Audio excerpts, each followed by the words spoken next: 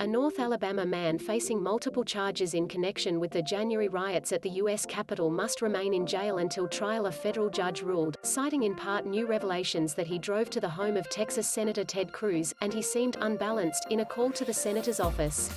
Lonnie Coffman, a 70-year-old Falkville resident up until his arrest, was arrested by federal authorities just hours after the riot at the U.S. Capitol. Since then, he has been indicted on 17 charges following the seizure of nearly a dozen Molotov cocktail explosive devices from his pickup truck, as well as a number of guns, ammo and concerning handwritten notes. A federal judge on Monday denied Coffman's request that authorities reconsider a previous decision to keep him behind bars. Coffman's truck was parked just a few blocks from the Capitol on the day of the January 6 breach. Authorities noted he had apparently been living in the truck in the D.C. area for a week prior to the breach.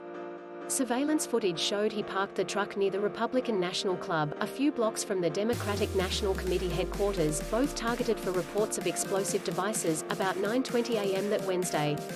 Investigators spotted a gun in Coffman's truck and later carried out a search of the vehicle. He was detained later in the day when he returned to his vehicle.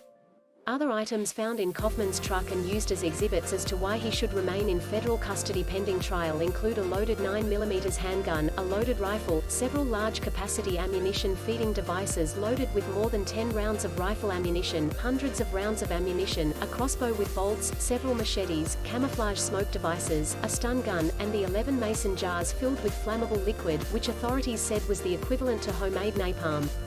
The feds had asked that he be held without bond because of his concerning history and characteristics that raise a grave risk that he would endanger the community should he be released from custody.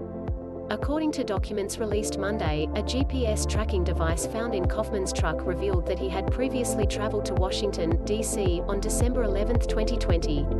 The device also showed that, on December 11, 2020, Coffman drove around D.C. and drove to the residence of Senator Cruz. That same day, documents state, Coffman called Cruz's office, telling a staffer he went to the senator's D.C. home to visit Cruz with no answer at the door and then called to try to arrange a meeting with Cruz. He was also looking for contact information for Sean Hannity, Levin and Rush Limbaugh. A Cruz staffer told authorities that Coffman seemed unbalanced or not 100%